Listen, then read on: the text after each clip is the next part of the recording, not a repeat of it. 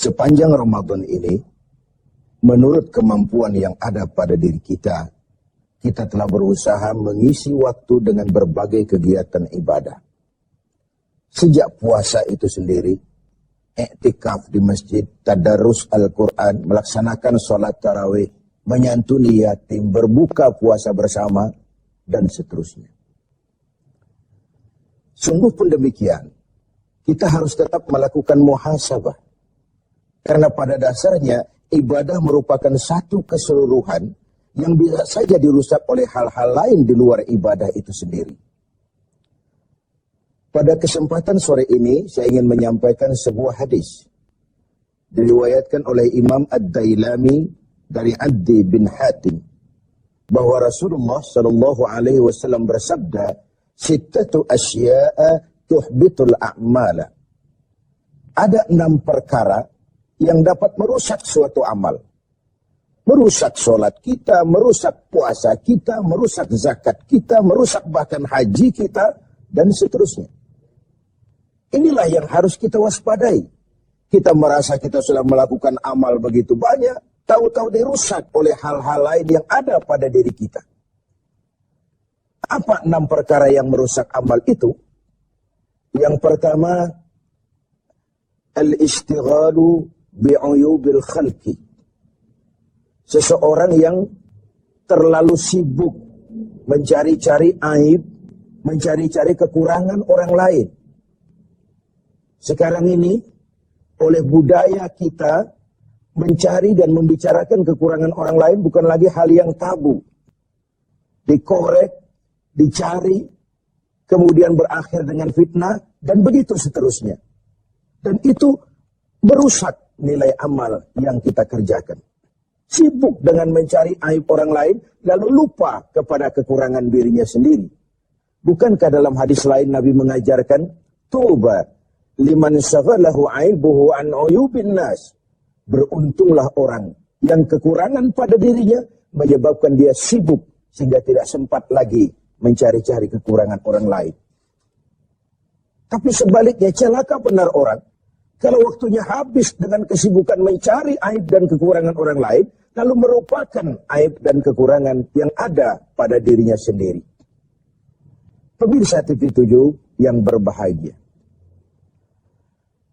sibuk dengan aib dan kekurangan orang lain, dan asyik tenggelam di dalamnya, membicarakan si fulan, membicarakan si ini, menyebabkan kita terlena, dan tidak sadar akan aib dan kekurangan yang ada di dalam diri kita. Dalam dunia jurnalistik ada ungkapan, bad news is good news. Berita jelek, itulah berita bagus. Berita yang bagus, biasa-biasa saja.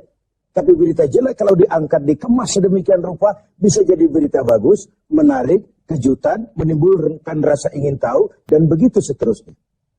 Termasuk dalam konteks ini, setiap hari sekarang ini, kita dijejali berbagai tayangan-tayangan yang sibuk dengan aib dan kekurangan orang lain.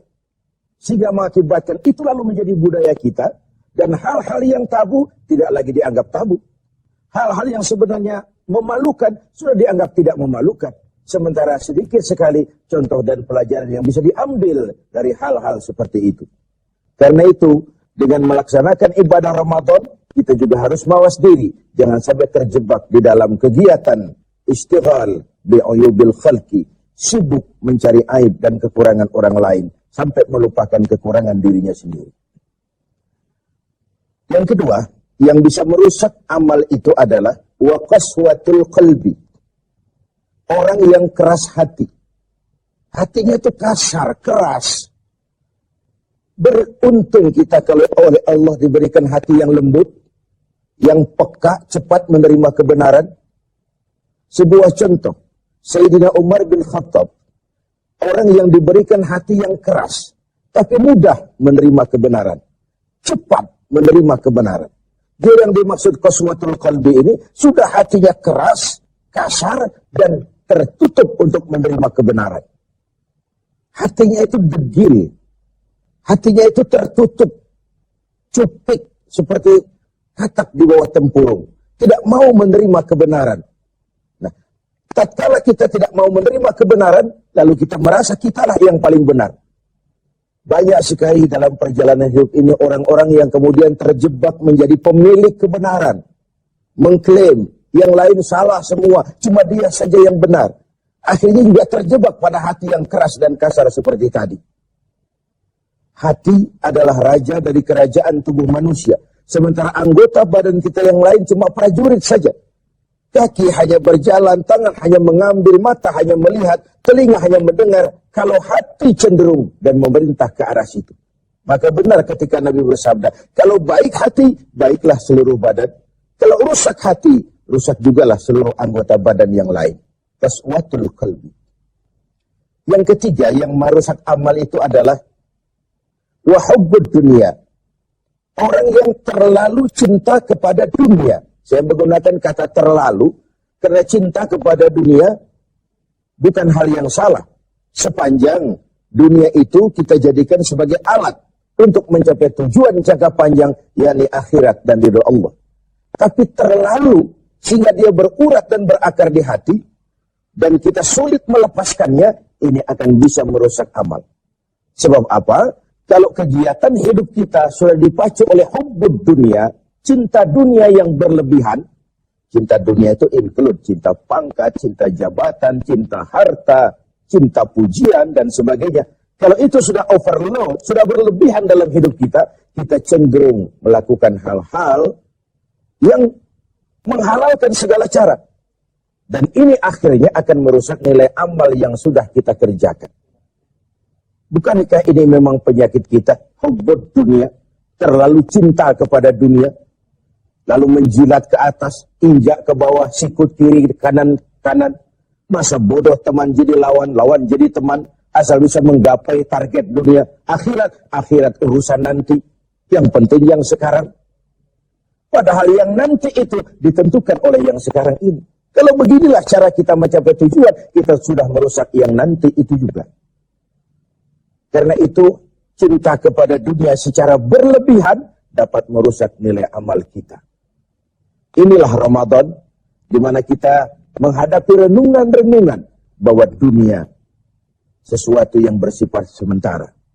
Pernah saya sampaikan pada mimbar kita ini dunia. Ambil apa yang memang perlu, nikmati apa yang memang boleh. Kalau bisa jangan gagal kita di dunia ini. Tapi kalaupun kita gagal di dunia, kita kan masih punya akhirat. Inilah yang menyebabkan cara kita mencapai dunia tidak menghalalkan segala cara. Karena kita yakin akan pertanggungan jawab akhirat nanti. Itu yang ketiga. Yang keempat, waqillatul haya. Sedikit rasa malu. Ini kan budaya malu. Sekarang ini sudah setipis kulit ari. Tadi saya sampaikan yang tabu sudah dilakukan orang secara biasa. Kita tidak mengerti. Misalnya ada perempuan dengan bangga bercerita, anak saya 3, semua tidak ketahuan bapaknya. Dicerita secara terbuka di media. Dan dia merasa enjoy dengan itu. Bayangkan kalau ini lalu menjadi diikuti oleh yang lain. Bayangkan kalau ini menjadi sebuah tradisi di tengah masyarakat kita. Hal yang memalukan dan memilukan sudah dianggap sebagai sesuatu yang biasa. Tidak ada yang tabu lagi. Padahal malu bagian daripada iman. Tidak ada rasa malu kurang syarat untuk mempunyai nilai-nilai keimanan. Nah, dengan puasa kita justru menimbulkan rasa malu yang paling tinggi, yaitu malu kepada Allah Subhanahu wa taala. Kalau tengah hari Ramadan kita makan, tidak seorang pun tahu, tidak seorang pun lihat, dan kita tidak mau melakukan. Kenapa? Karena kita malu. Malu kepada siapa? Malu kepada Allah Subhanahu wa taala. Dan ukurannya adalah nurani. Ukurannya adalah nurani. Yang kelima, yang merusak nilai amal kita adalah watulul amal. Orang yang terlalu panjang angan-angan, terlalu muluk cita-cita. Silahkan saja cita-cita digantungkan setinggi bintang di langit. Tapi kaki harus tetap berpijak di bumi. Kaki harus tetap berpijak pada realitas. Kalau tidak, kita akan jadi penghayal kelas berat, tukang ngelamun kelas tinggi, yang hidup cuma mengumpulkan jikalau, andai kata, umpama, dan misalnya. Orang sudah kemana-mana, kita masih terjebak di situ. Yang terakhir, وَظَالِمٌ لَا يَنْتَهِ. Yang merusak amal adalah perbuatan zalim yang tidak pernah sanggup kita hentikan. Zalim dari kalimat zalama, kegelapan. Kita terlahir putih, bersih, suci.